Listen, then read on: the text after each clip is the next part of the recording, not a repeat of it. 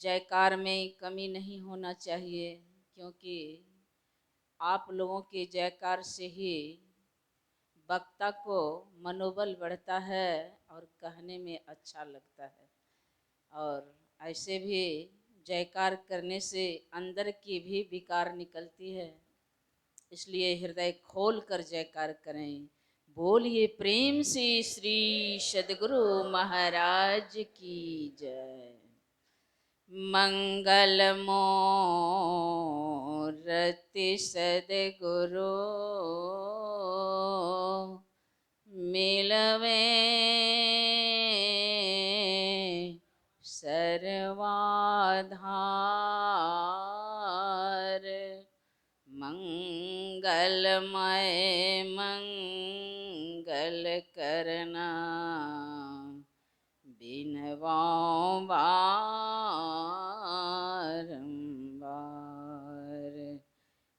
धन्य धन्य सद्गुरु सुखद महिमा कहीं न जाए। जो कुछ कहो तुमरी कृपा मोते कछो न बसाए। जो कुछ कहो तुमरी कृपा मोते कछु न बसाए। गुरु को सिर पर राखिए चलिए आज्ञा माही।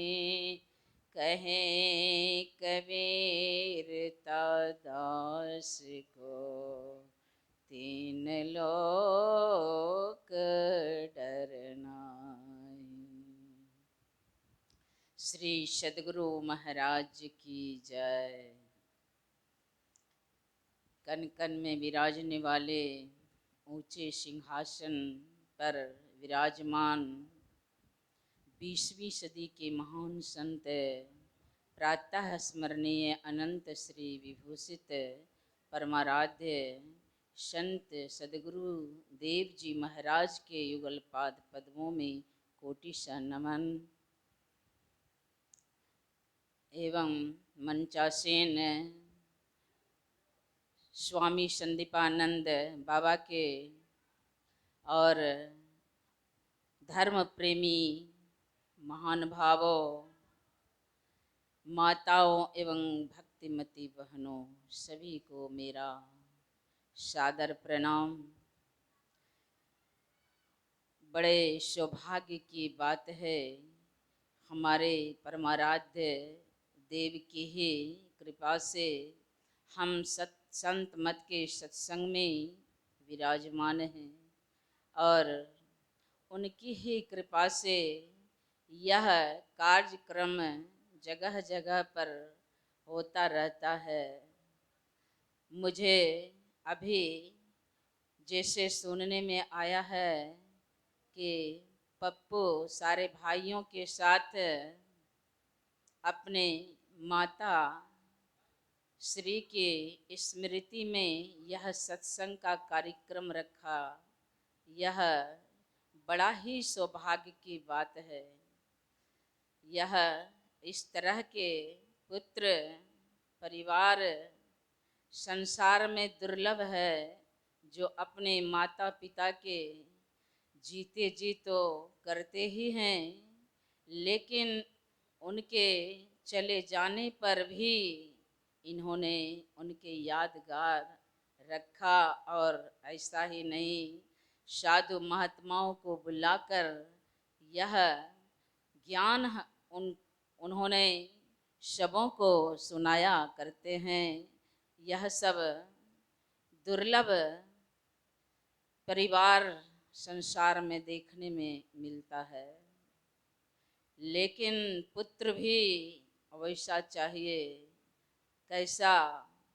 तो हमारे मर्यादा पुरुषोत्तम भगवान श्री कृष्ण, भगवान श्री राम ने कहा और रामायण में दर्शाया गया है कि जब भगवान वनवास काल में जा रहे थे जंगल को, तब भाई लक्ष्मण भी भगवान श्री राम के साथ जाने के लिए उतावले हो गए। भगवान ने कहा, लक्ष्मण तुम जा अपनी माता से विदा लेकर, जब माता कह दें तब तुम मेरे पास मेरे साथ चलो। लक्ष्मण ने दौड़ते हुए माँ के चरणों में दंडवत प्रणाम करते हुए कहते हैं कि माँ, भैया वनवास जा रहे हैं, साथ में माता सीता भी जा रही हैं, इसलिए हे माँ मुझे भी वनवास जाने के लिए आशीर्वाद दें और आज्ञा दें। माता कहती हैं, माँ सुमित्रा कहती हैं कि लक्ष्मण, जहाँ राम और सीता विराजमान हो वहीं अयोध्या है, तुम निसंकोच भगवान के साथ चले जाओ, लेकिन याद रहे उनको स्वप्न में भी किसी प्रकार की कष्ट ना हो, ऐसा मन में रखना।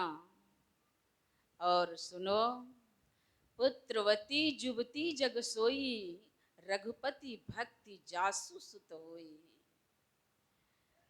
पुत्रवती माता वही कहलाती हैं जिनके पुत्र परमात्मा के भजन में लग जाता और संसार में रहता तो है, लेकिन इस तरह से व्यवहार करता है कि संसार के परिवार से अलग, उसका अलग बोली चाली, रहन सहन, रंग ढंग संसार से अलग मर्यादा में रहता है और सदाचार को निभाता रहता है। इस तरह की पुत्र हम आज, जैसे मुझे सुनने में आया और जब से आई हूँ देख भी रही हूँ, तो इस तरह से पुत्र भी परिवार भी होना चाहिए। यह मुझे बहुत सुंदर लगा कि साल में एक बार आप लोग साधु महात्मा को बुला बुलाकर ज्ञान का दान देते हैं, अपने भी सुनते हैं परिवार के साथ और दूसरों को भी सुनाते हैं। यह पुण्य, बहुत ही पुण्य का काम है। ऐसा ही पुत्र होना चाहिए, ऐसा ही परिवार भी होना चाहिए और समाज भी इस तरह होना चाहिए जैसे आप लोगों ने अपना परिचय दिया है। मैं ज़्यादा क्या कहूँ, गुरु महाराज की कीर्ति के बारे में कहना, मेरे समान मूर्ख क्या कुछ कह सकती है। मैं अपनी वाणी को गुनगुनाकर मैं अपनी वाणी को समाप्त करूँगी। एक बार कुप्पा घाट आश्रम में हमारे परमाराध्य स्व शरीर में थे, बड़े सरकार छोटे सरकार दोनों सरकार विराजमान थे। एक दिन की बात है, छोटे सरकार जब गुरु के अपने आराध्य देव की सारे सेवाओं को करके और जब आराध्य देव का आज्ञा हुआ कि जाइए अब विश्राम कीजिए, हमारे छोटे सरकार जो ही विश्राम करने गए तो ही उनकी आंख लग गई और तुरंत उन्होंने यह कौतुक देखने लगे कि सुबह हो गई, 4 बज गई। हमारे गुरुदेव कहते हैं कि संत सेवी चलो आज गंगा स्नान करने के लिए बहुत इच्छा हो रही है, चलिए। मैंने कमंडल धोती लिया और अपने आराध्य देव के साथ गंगा स्नान करने चला गया। वहाँ पर गुरुदेव गंगा में उतरते हैं और ज्यों ही डुबकी लगाते हैं, गुरुदेव वह गंगा की प्रबल धारा में बह जाते हैं। यह देखकर मुझे इतना दुख हुआ कि लगा कि अब मैं कहाँ जाऊं और क्या करूं। हे माँ गंगा, यह तुमने क्या किया? मेरे आराध्य देव, मेरे प्राण ही चले गए। अब मैं इस संसार में रहकर क्या करूँगा? इसलिए हे माँ कृपा करो, मुझे भी अपने शरण में लगा लो। मुझे इस संसार में रहना अब नहीं है। इस तरह के स्वप्न मैं देख ही रहा था। जो ही यह देखा तो ही बाहर टन टन की आवाज आई, और कोई नहीं, हमारे आराध्य देव ही कहते हैं कि संत सेवी जी, आप शीघ्रता के साथ उठ जाएं और मुँह हाथ धोकर ध्यान करने बैठ जाएं। मुझे लगा कि यह सत्य है कि वह सत्य था जिस तरह राजा जनक ने स्वप्न देखा था, वही कौतुक मुझे देखने में आया। यह सत्य था कि अभी गुरुदेव ने संकेत किया, वह सत्य था। मुझे सोचने और विचारने का समय ही नहीं रहा। दौड़ता हुआ गुरुदेव के श्री चरणों में माथा टेका और उन्होंने कहा, आशीर्वाद देते हुए उन्होंने कहा कि जाइए अब ध्यान कीजिए, बहुत कुछ आपने देखा। यह सुनकर मुझे लगा कि अंतर्यामी प्रभु मेरे साथ कोई ऐसे खेल खेल रहे थे। तो ऐसे होते हैं हमारे गुरुदेव अंतर्यामी, उनका ही यह कौतुक करना था और उनको सचेत करना था और हम लोगों को सुनाना था, सिखलाना था कि गुरु और शिष्य में किस तरह से प्रेम होना चाहिए। कहते हैं, जो गुरु बसे बनारसी शीश समुंदर पार, एक पलक बिछरे नहीं जो गुण होए शरीर। लेकिन हम लोग यूं ही कान में सुनते हैं, दूसरे कान से निकाल देते हैं कि गुरु और शिष्य होते क्या हैं। गुरु जब दीक्षा देते हैं उसी समय शिष्य का सब कुछ अपने ऊपर ले लेते हैं और उन्होंने उनका संकेत होता है कि आज से तुम्हारा नया जन्म हुआ और संसार में तुम इस तरह से रहो जैसे कि कोई पाप तुम्हें स्पर्श ना कर सके और एक परमात्मा पर ही ध्यान रखना। बाहर बहुत कर्म कांड है, इसमें तुम नहीं पड़ना और एकता के साथ, विश्वास और आस्था के साथ तुम मेरा भजन करना। सदाचार को निभाते हुए मैं तेरा सारे कष्ट हर लूँगा।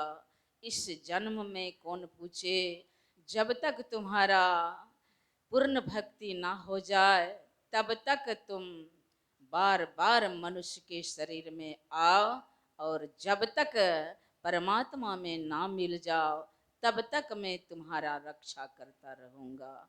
इस तरह से हमारे गुरुदेव अंतर्यामी होते हैं। हम लोगों को भी चाहिए कि आस्था और विश्वास के ही साथ सत्संग करें, सदाचार के निभाते हुए, क्योंकि सदाचार को अगर हम नहीं पालन करते हैं तो अंदर ध्यान करने में हम एक भी कदम आगे नहीं बढ़ सकते हैं। यह गुरुदेव का कथन है कि सदाचार को जो पालन नहीं करेगा उससे ध्यान नहीं बनेगा। इसलिए विश्वास रखें, एक ना एक दिन जरूर गुरुदेव हमारे अंदर में उदित होंगे, दर्शन देंगे।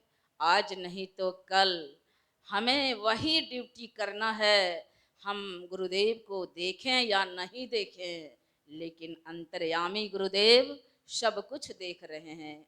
इसलिए मुझे विश्वास रखना चाहिए और यही विश्वास के साथ ध्यान करना चाहिए। विशेष समय मैं लेना नहीं चाहती, इसलिए इसी वाणी के साथ अब मैं अपनी वाणी को विराम देती हूँ। और जिसके लिए आप लोगों ने इतना परिश्रम किया, वह समय अब आ गया। अब बाबा के ही मुखारविंद से हम लोग उस अमृतमयी वचन को पान करेंगे, जिस वचनों के सुनते ही हमारा बाहर कर्म कांड छूट जाए और अंदर में प्रवेश करें। इसीलिए अपना परिचय दीजिएगा, शांति से रखिएगा। शांत से रहेंगे तो संत मत का ज्ञान समझ में आएगा। समझेंगे तब तो कुछ करेंगे, और करेंगे तब न कुछ मिलेगा और पाएंगे। इसलिए कृपया आप लोग शांत बना के ही सुनेंगे। बोलिए प्रेम से श्री सद्गुरु महाराज की।